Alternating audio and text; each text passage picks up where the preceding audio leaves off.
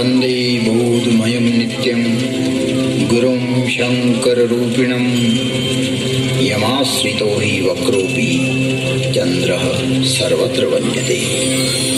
भवानि शङ्करौ वन्दे श्रद्धा विश्वासरूपिणौ याभ्यां विना न पश्यन्ति सिद्धः स्वान्तः स्थलीश्वरौ। तुम त्रिभुवन गुरुवेद बखाना आन जीव पावर आजाना विश्वनाथ ममनाथ पुरारी त्रिभुवन महिमा विदित तुम्हारी विदित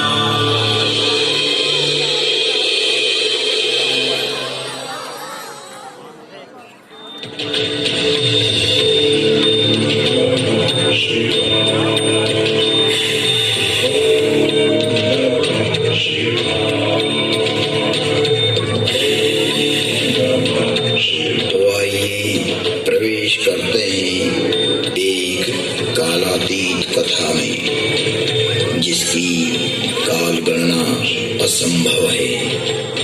घटना युगों पहले की है कि जब अनेक अंतरिक्षों में अनेक ग्रहों पर उद्भव, पालन और संहार हो रहा था, अर्थात कई सारी सृष्टियों का प्रादुर्भाव और विलय हो रहा था।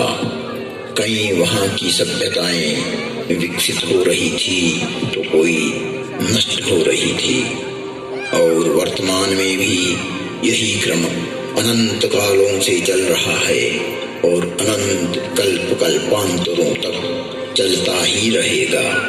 यह अंतहीन क्रम है, परंतु यह घटना इस पृथ्वी नामक ग्रह की है कि जब यहाँ सब कुछ निशब्द था, समस्त पृथ्वी जल आप्लावित थी, तभी भगवान विष्णु ने वराह रूप धारण कर पृथ्वी के कुछ भाग को जल से बाहर निकाला, जिससे कालांतर में इस पृथ्वी पर जीव पनपने लगा और एक बड़ी काल गणना के बाद यहाँ मानव पैदा हुआ। किंतु उसे किसी प्रकार का बोध नहीं था, किसी भी प्रकार की अभिव्यक्ति की समझ नहीं थी। ना तो उस समय शब्द था, ना कोई वर्णाक्षर। चराचर जीव जगत अपने अपने समूह में एक मूक दृष्टि से एक दूसरे को निहारते थे, लेकिन कुछ भी अभिव्यक्ति नहीं कर सकते थे। चारों तरफ इस पृथ्वी पर सन्नाटा ही सन्नाटा था। प्राकृतिक स्वरों, ध्वनियों के अतिरिक्त यह पृथ्वी निशब्द थी। ऐसे कई युग बीत गए कि अचानक ब्रह्मा को विचार आया कि पृथ्वी का निर्माण हो चुका है। विष्णु ने अपनी व्यवस्था भी व्यापित कर दी है, लेकिन शब्द की उत्पत्ति कौन करेगा? बिना वाणी अभिव्यक्ति कैसे हो पाएगी? जब ब्रह्मा और विष्णु को प्रेरणा हुई कि देवों के देव महादेव ही इस सृष्टि में शब्द की स्थापना कर सकते हैं, शब्द ब्रह्म का दान दे सकते हैं,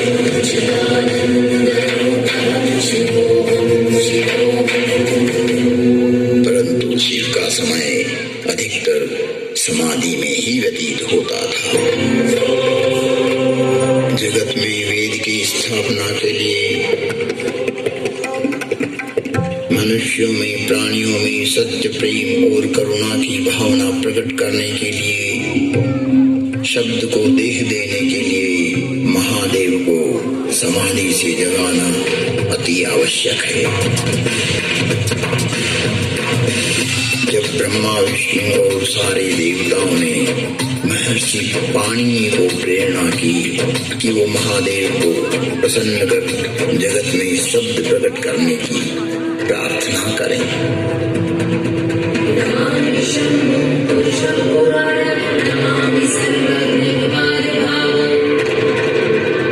महर्षि पाणिनि की निष्प्रिय एवं जगत कल्याण की भावना से की गई तपस्या ने भगवान शिव की समाधि में विघ्न डाला। महादेव की समाधि असमय भंग हो गई। महादेव की जागते ही उनका रौद्र रूप प्रकट हुआ और उन्होंने अपना नाद शस्त्र डमरू उठाया और भयंकर तांडव करने लगे।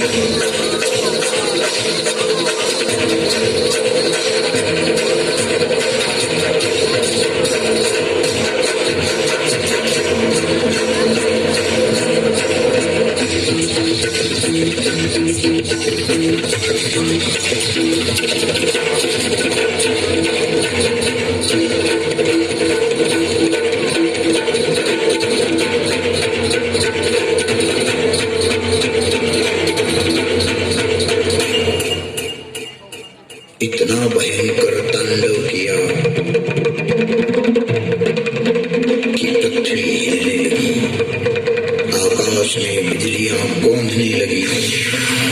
पृथ्वी को हिलते देख ब्रह्मा ने सोचा कहीं प्रलय की वेला तो नहीं आ गई। चारों तरफ समुद्र में उफान आ रहा था, चक्रवात का रूप लेकर आकाश की ओर बढ़ रही थी। पूरी पृथ्वी अपनी दूरी पर ऐसे डोलने लगी मानो पृथ्वी समुद्र पर तैर रही हो।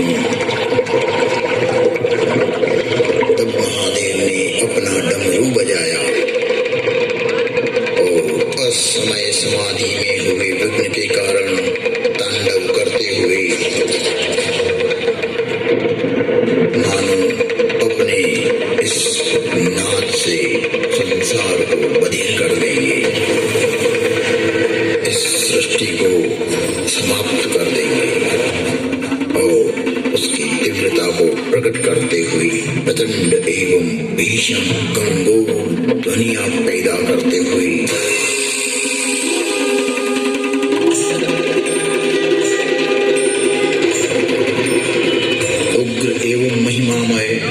भयंकर डमरू नाद किया, जिससे प्राणी मात्र की श्रवण इंद्रियां लुप्त हो गई।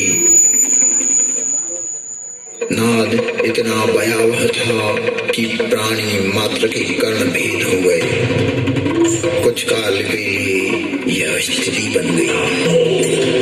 महादेव तांडव करते हुए अपने उग्र नाद वाद्य से कुछ ऐसी शाब्दिक रचना की जो आज इस भूमंडल पर शब्द और श्रवण का कारण है, जिसे महर्षि पाणिनि ने अवरुद्ध हुई अपनी श्रवण इंद्रियां पुनः जागृत होने पर शब्दों में पिरोया। जगत कल्याण के लिए महादेव की प्रेरणा से नाद वाद्य से निकली हुई ध्वनियां जो आज इस संसार में व्याप्त है। इस भूमंडल पर कोई भी व्यक्ति किसी भी भाषा में अपनी अभिव्यक्ति करता हो, उसका उद्गम स्रोत महादेव का डमरू ही है। और वो डमरू इस प्रकार बोला, ऐ ऋ ऋ ऐ ऐ भयवरट लण यमगण नम जभय गणदश जब गणदश खप चटत चटतव कपय शशशर हल।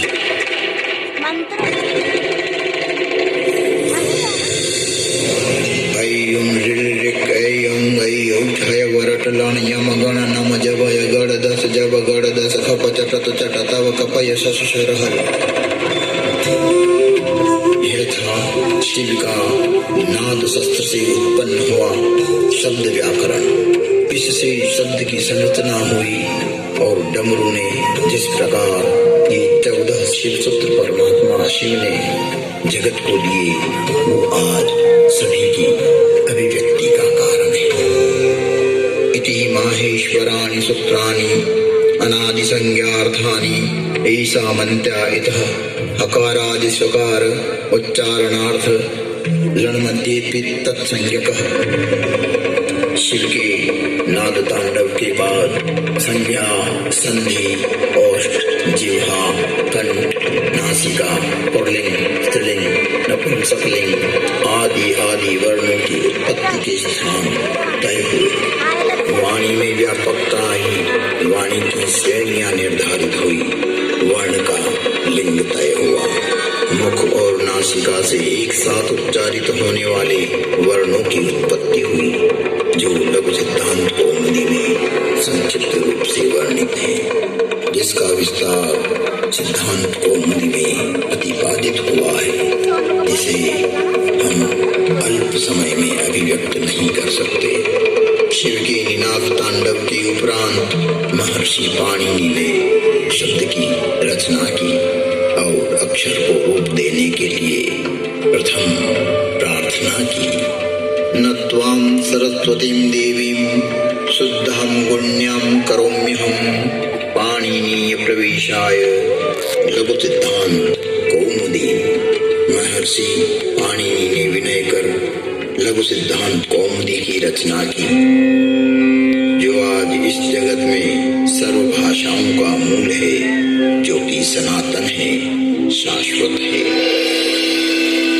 नृत्यावसाने नटराजराजः ननाद ढक्वां नवपञ्चवारं उद्वर्तु कामाद सनकादि सिद्धैः एतद्विमर्शे शिवसूत्रजालम्। तुम त्रिभुवन गुरुवेद बखाना, आन जीव पावर का जाना, विश्वनाथ ममनाथ पुरारी त्रिभुवन